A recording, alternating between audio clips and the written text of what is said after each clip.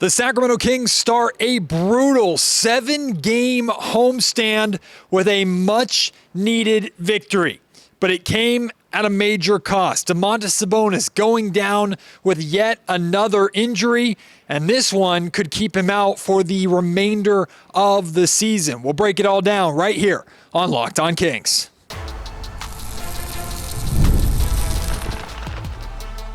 You are Locked On Kings, your daily Sacramento Kings podcast, part of the Locked On Podcast Network, your team every day. And now, ladies and gentlemen, it is that time for another episode of Locked On Kings. Hello and welcome into Locked On Kings, your podcast hub for Sacramento Kings coverage all season long. Today's episode is brought to you by Monarch Money. Take control of your finances with Monarch Money. Use code LOCKEDONNBA at monarchmoney.com for 50% off of your first year. My name is Matt George. I have the privilege of being your host here. I'm a Sacramento sports anchor and reporter for ABC 10 News. And of course, Domantas Sabonis' injury is the major story of the night. But you might have seen my podcast that I recorded after the Phoenix Suns loss, and you saw the state that I was in after that loss, which was the Kings' fourth straight loss, one of their worst losses of the season. On top of that, I was sick. It was a doom and gloom episode, to say the absolute least. There's no way I was going to start with anything negative on this podcast after the Sacramento Kings beat the Grizzlies 132-122. So, of course, we will talk about and break down the Domantas Sabonis injury, and we haven't gotten any kind of update on Sabonis' status, but kind of guessing and playing doctor a little bit about what kind of injury he may have suffered, and looking at the average timetable for that return, there is a case that we will not see Domantas Sabonis play again for the Sacramento Kings this season. I'll talk about all that coming up later on in the podcast. But look, I needed this Kings performance. I needed this Kings win as much as anybody else did, right? Not that all of my fears have suddenly gone away. Not that I'm not scared, you know what, of the Cleveland Cavaliers coming into this building on Monday, or the Bucks on Wednesday, or the Bucks on Saturday, or the Thunder and the Celtics early next week, right? There's still a lot of concerns with this team, and not everything is fixed after this game, but there was a lot from tonight's game that was fun and that was needed. And I think that wasn't just for me. That wasn't just for the Kings fans. I think that was also for this Kings team as well. This felt like, in many ways, not necessarily a get-right game, because suggesting you're getting right means that you're getting right would be like you're back to a high level and you expect it to carry on. I don't think this was enough to reinsert the Sacramento Kings back into the thoughts of, oh, this is a playoff team once again, or anything like that. But this was a needed victory. It was the way that they won this game, the way that they beat the Grizzlies 132-122. First and foremost, the crowd here inside the Golden One Center was fantastic. I was a little concerned. I was looking around. It was a little bit sparse before tip-off, and I was like, are Kings fans not going to show up? Are they frustrated? Are they exhausted like myself with how this road trip went? It's a Monday night, too. Oh, no. They showed up, right? As usual, the Golden One Center crowd was amazing. Kings fans brought that energy that this Kings team is going to desperately need over this 7-game homestand. But specifically, this is the special kind of Sacramento energy that responds to and loves and embraces hustle and defense, right? When the Kings play hard, when the Kings hustle, dive for loose balls, lock in on defense, force steals, and get out in transition, this crowd, this city eats that up. And the Kings delivered that tonight, and the crowd responded tenfold. Sacramento's team defense tonight was fantastic. 11 steals in this game, 7 blocks. They scored 21 points off of 18 Memphis Grizzlies turnovers. They also had 16 fast break points. Those numbers are sensational. But I also want to lump in a offensive number with the defense, because I don't think it's a coincidence. I definitely think these numbers are connected. The Sacramento Kings as a team had 35 assists tonight. The ball was moving, they were sharing the basketball, and of course, shots were falling as well. I do not think at all that it is a coincidence that when the Sacramento Kings are hustling and creating energy and getting the crowd going with their defense and getting these opportunities in transition, offensively, life is so much easier for them. I know this is a more gifted half-court offensive team than they were last year or 2 years ago when the Kings relied so heavily on transition as a part of their offense. In the half-court, they're very dynamic and they have a lot more of an ability to score in isolation and slow it down with guys like DeMar DeRozan and Zach LaVine, of course. But when this team is building that energy for themselves by creating stops and hustling on the defensive end of the floor, I mean, that the ball, this is a term of Doug Christie, like, right? The ball has energy when you make those kind of defensive plays, and that energy transfers between teammates with passes and with cuts and with reads and with everybody playing together on the same page. I do not expect this kind of defensive effort from the Sacramento Kings on a nightly basis, but one of the things Doug Christie said in an episode of The Run, which, if you're not familiar with The Run, it's like the behind the scenes documentary series that the Sacramento Kings put out on their YouTube channel that goes behind the scenes of the season, right? And there was a clip on there of Doug Christie from practice on one of their more recent episodes, and he basically told the guys, he's like, "You done effed up now because you showed me that you can do it. So now I'm going to hold you to that standard." The Kings showed us all that they can play with that kind of defensive hustle and intensity. Now, they're taking on a Memphis Grizzlies team that was without Ja Morant, so that's a big deal. Not that that takes away anything from what the Sacramento Kings did tonight. Desmond Bane nearly dropped 50 points in this game, right? Memphis still a very dangerous team, even without Ja Morant. So hopefully Sacramento can do something like this against a Cleveland Cavaliers team that's very, very dangerous, as we know, or some of the other opponents that are coming through. I don't expect this to be who they are every single night, but they've shown that they're capable of doing it. And they got some massive boosts from Jake LaRavia and Devin Carter. This was a revenge game for Jake LaRavia, right? The Memphis Grizzlies, his former team. The Kings traded for Jake LaRavia from Memphis at the trade deadline. He was a huge part of the defensive spark that really got the Sacramento Kings going in the first quarter. Bad first quarters have been a real issue for the Kings over this 4-game losing streak. They got off to a really strong first quarter, and a lot of it, again, was because of the defense. When Jake LaRavia and Devin Carter specifically came into the game in that first quarter, things changed really quickly for the better. The Kings went on a massive 10-0 run to end the first quarter and take a double-digit lead into the second quarter, which was fueled by LaRavia and Carter. Jake tonight, 12 points, 4 of 7 from the field, a couple of steals, and a block. He had a dunk in transition in the first half where he threw it down, crowd's going nuts, and he turns and he says something to the Grizzlies bench. I don't know what he said, but we all saw it. We all saw it in the media section. Like, yeah, Jake LaRavia is talking. This is the epitome of a revenge game. And then he actually fouled out of this game. He was playing very aggressive defensively. A couple of the fouls, like the foul where he fouled out on Jalen Wells. Shout out Jalen Wells, Folsom High School alum. Where he fouled out should not have been a foul. I thought it was ridiculous. Doug Christie challenged it and somehow lost the challenge. Even I don't need to go down that rabbit hole right now. This is a positive episode, at least at this moment. And then he got a technical foul after it for saying something to the referees. I ain't even mad at it. You know what? Like, you played good defense. This is an emotionally charged game for you. I didn't know this, but I was informed. Apparently, like, Jake was not very well liked in Memphis. I have no idea if that's from his teammates that were there when he was with the Grizzlies, but apparently Grizzlies fans were not too keen with Jake LaRavia and how he played or anything like that. So there was some emotional charge behind this game for Jake. And he played fantastic for the Kings. And then Devin Carter, man.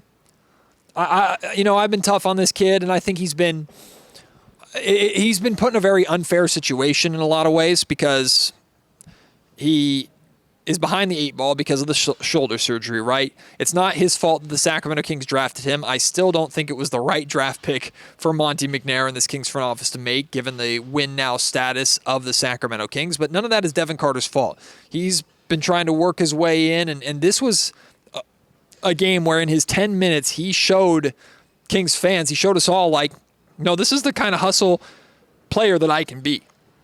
Right? He had 4 steals and a couple of assists in 10 minutes. He also tried to throw down a dunk in transition in the second half that I'm telling you, this place would have exploded, and he nearly pulled it off. I like to see him go for it. Hey, what's stopping you, kid?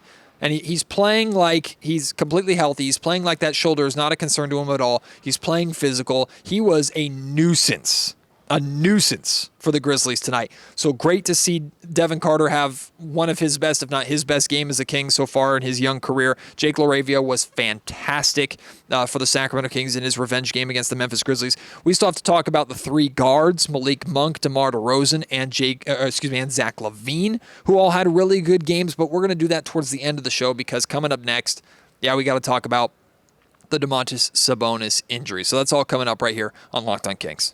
This episode of the Locked On Kings podcast is brought to you by DoorDash. NBA fans, get ready. When they swish, you save. Thanks to Dash Pass, every time a player drops 50 or more points in a game, you score a huge deal the next day. It's simple. When any player at all, it could have been Desmond Bane tonight. He nearly did it for us. Any player scores 50 or more points in a game during this regular season, Dash Pass members get 50% off of an order up to $10 off the next day from noon to midnight. There are so many ways that you could take advantage of DoorDash where it becomes not just a convenience, but sometimes a lifesaver, right? Game day feasts. Maybe you forgot something when you went grocery shopping, you need it delivered to you quickly, or you don't want to cook. You just want to order out and bring in a spread of catered food for your game day feast. Go for that on DoorDash. There are late night cravings after a Kings game, maybe some comfort food or some celebration food. You can get that on DoorDash. Lunch on the go too, of course, if you are at work. Sign up for Dash Pass and be ready to save. When any player scores 50 or more points in a game, Dash Pass members get 50% off of an order the next day, up to $10 off. Just use promo code NBA50 from noon to midnight. After a 50-point game on eligible orders at participating merchants, must have active Dash Pass account. Terms apply. Visit DoorDash to learn more.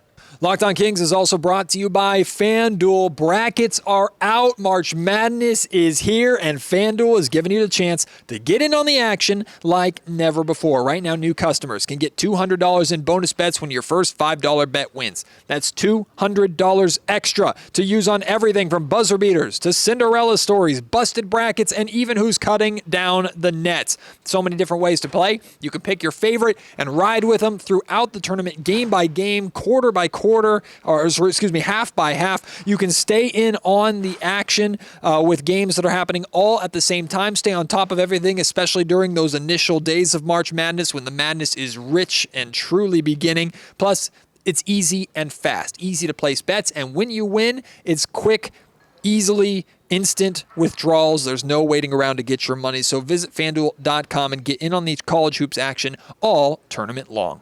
There's bad nights.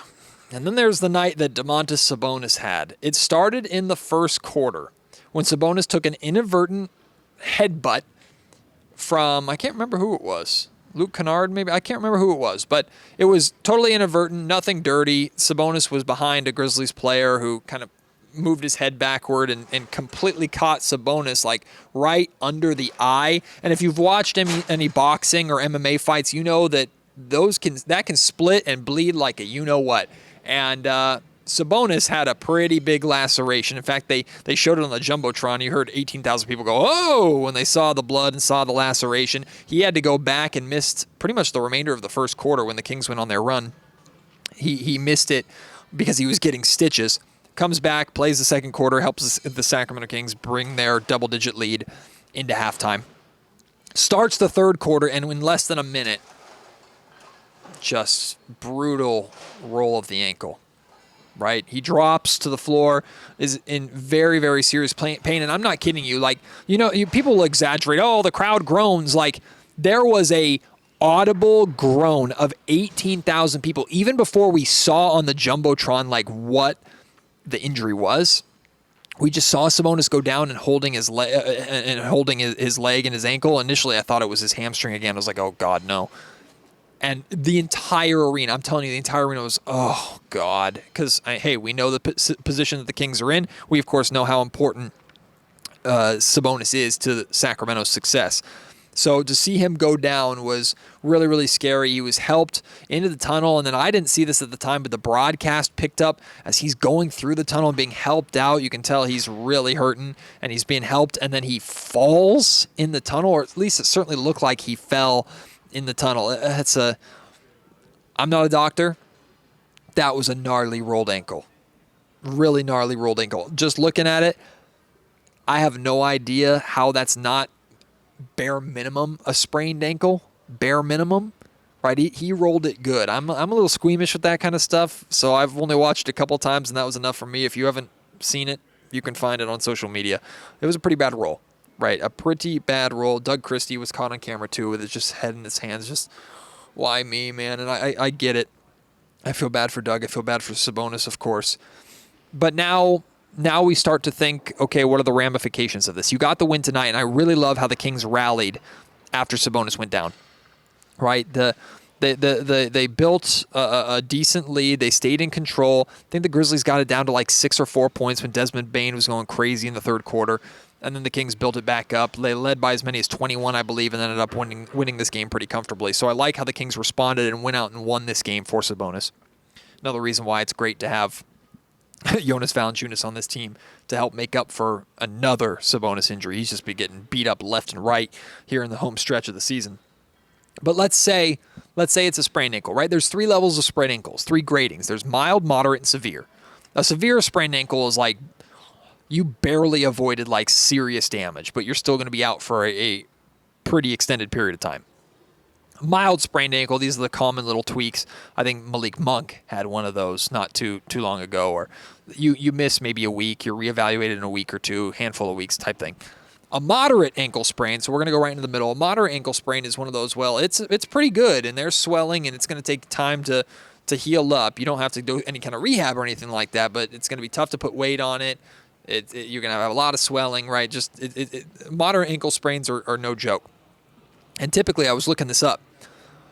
A typical moderate ankle sprain takes 3 to 6 weeks to heal. To put that into perspective, 3 weeks from tomorrow, well, probably today at the time you're listening to this podcast, but 3 weeks from tomorrow, at the time I'm recording this, is April 8th. That's 3 weeks exactly. The Kings would have 3 regular season games remaining at that point. The season would be over less than a week after that. So bare minimum, if it's a moderate ankle sprain, Sabonis is likely returning right at the very, very, very, very end of the season. Here's the thing. I don't know Sabonis like that well personally, but I know Sabonis, the basketball player. I've covered him a lot since he's, of course, come here to Sacramento. I know what type of player he is. I know what type of teammate he is. I know what type of, for lack of a better term, warrior that he is. Right? He will fight through pain. He will fight through anything that he could possibly fight through to get back out there and suit up and play with his teammates and be there for his teammates who he knows need them here in this race. I know the Sacramento Kings have a really, really, really good training staff here, so I'm not necessarily concerned about this, but I think it's worth talking about. There's got to be someone there to protect Sabonis from himself. Look, with the hamstring and now this severe ankle sprain, rushing him back does nothing for anybody. If he can come back before the season is over or come back in the play-in, fantastic. The Kings, of course, would love that. But do not rush him back for it. It's not worth it, given that this is not a team with championship aspirations, let's be honest, right? This is not a team that we even expect to make it out of the first round. This isn't a team that I don't even expect to make it to the playoffs still at this point, especially with Sabonis potentially being out for multiple weeks. Do not rush him back. Don't do it. It sucks, but I do believe, truly I believe, especially if the Kings can bottle up what they did tonight and bring that with them consistently for the remainder of the season, I do believe that if the Kings, or maybe I should say when the Kings, make it into the play-in, they can win 2 play-in games without Sabonis. With Jonas Valanciunas here, I think they can do that. A playoff series, forget about it. But even with Sabonis here, I don't think they're winning a playoff series against an 8th or a 1st or 2nd seed anyway. So bringing him back really doesn't change that much. So when we get any kind of update on the status of Domantas Sabonis, I'll provide that for you on my Twitter at MattGeorgeSack. I'll have a post about it on YouTube. And then, of course, I'll talk about it on a future Locked On Kings podcast. Hopefully we get some sort of good news. I'm not expecting good news. I think there's a very good chance Sabonis has played his last game for the Kings this season. After the game, Malik Monk, Zach LaVine, and interim head coach Doug Christie all talked about Sabonis' injury. I'm always concerned when my teammate not on the court, man.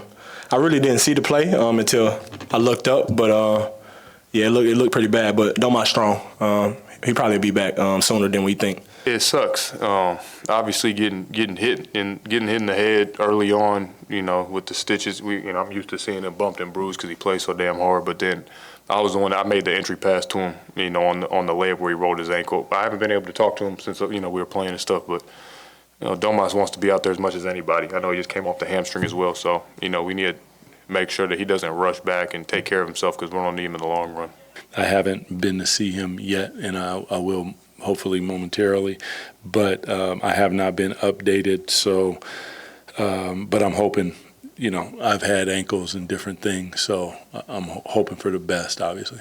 Like I said at the top of the show, today's episode of the Locked On Kings podcast is brought to you by Monarch Money. Ever check your bank account and wonder, where the heck did all my money go? Between dining out, online shopping, and entertainment, it's easy to lose track. That's where Monarch Money comes in. Your personal CFO giving you full visibility and control over your finances. Monarch Money isn't just a budgeting app. It's a complete financial command center. You can track all of your accounts, investments, and spending in one place so you stop just managing your money and actually start building your personal wealth. They'll provide some surprising insights for you, giving you an idea of how much money you're spending, whether it's grocery shopping or on entertainment things or on fast food or, for my family, on freaking Dutch Bros coffee, right? Gives you an idea of everything and where your money is going and how you can help save that money. It's all in one convenience. Instead of juggling multiple apps and spreadsheets and things of that nature, you can use Monarch to check in on your finances, track your spending, and even plan long-term goals. It also has easy collaboration. Managing money with your partner is smoother than ever. You can track shared and personal accounts, set goals, and stay on the same page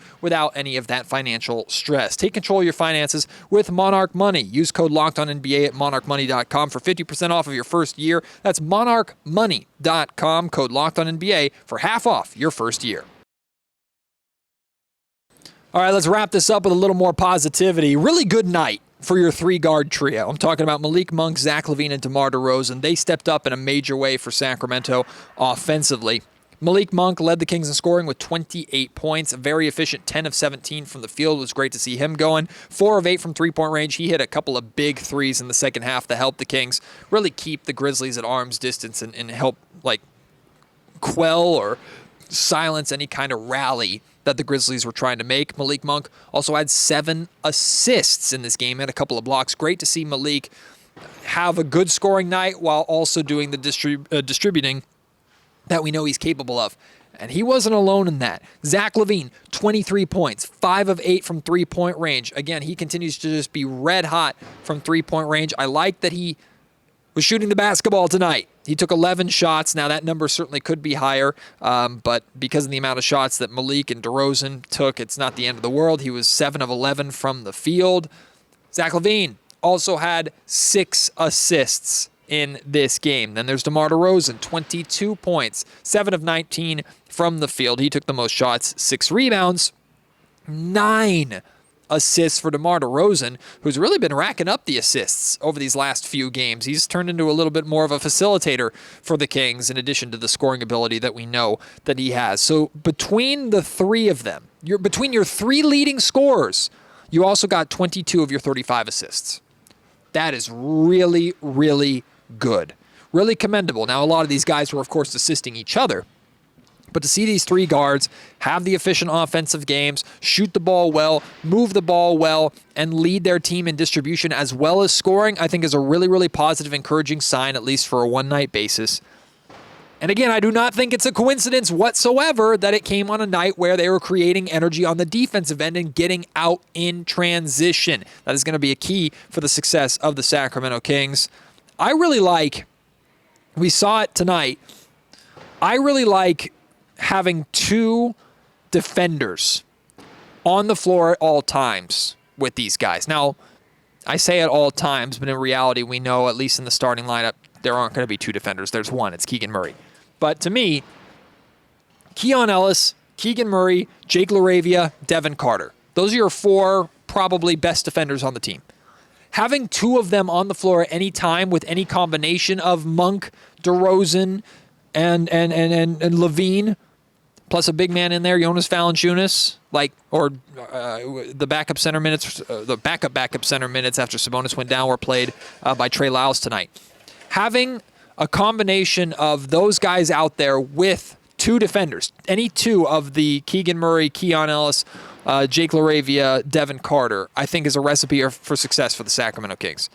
The Kings need to have at least two of those defenders in the lineup, and there were times where they had three of them on the floor together, and it looked really good. Tonight, at least, it worked. I'm not saying it will against the Cleveland Cavaliers, but I want to see more of it, because the reality is you're going to need a performance like this to even have a chance against Cleveland, right? I know they just lost to the Orlando Magic, a surprising loss. That snapped a 16-game win streak, but this team has barely lost at all this season. They have no problem starting a new win streak here in this building, right? That's going to be an extremely difficult game for the Kings, especially likely now without Domantas Sabonis for the entire game.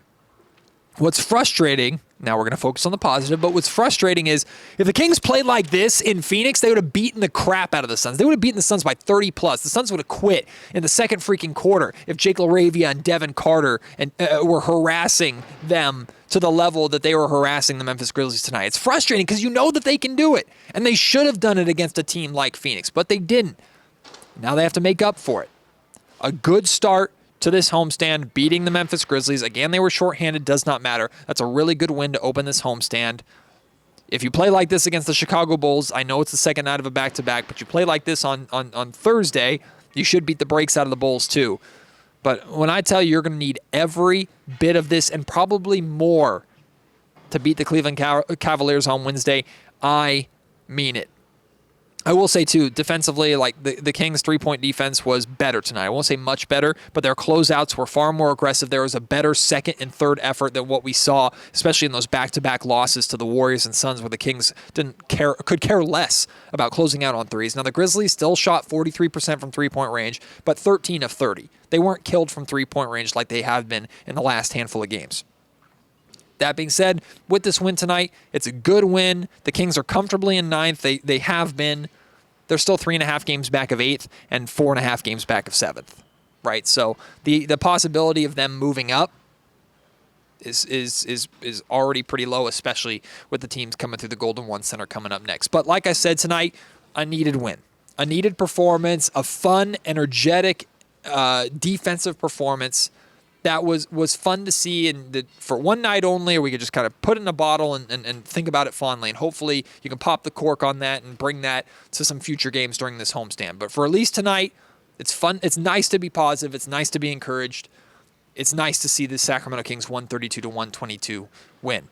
I hope you've enjoyed a little more positive Matt George. If you want to respond to anything that I said, your thoughts on this game, your thoughts on Sabonis' injury and what the Kings should do going forward, please do so at MattGeorgeSac on Twitter or Blue Sky. You can email me, mattgeorgesports@gmail.com, or leave your thoughts in the YouTube comment section down below. Appreciate your support. Can't wait to have you join me on the next episode of Locked On Kings. Until then, my name is Matt George. You've been listening to the Locked On Kings podcast, part of the Locked On Podcast Network.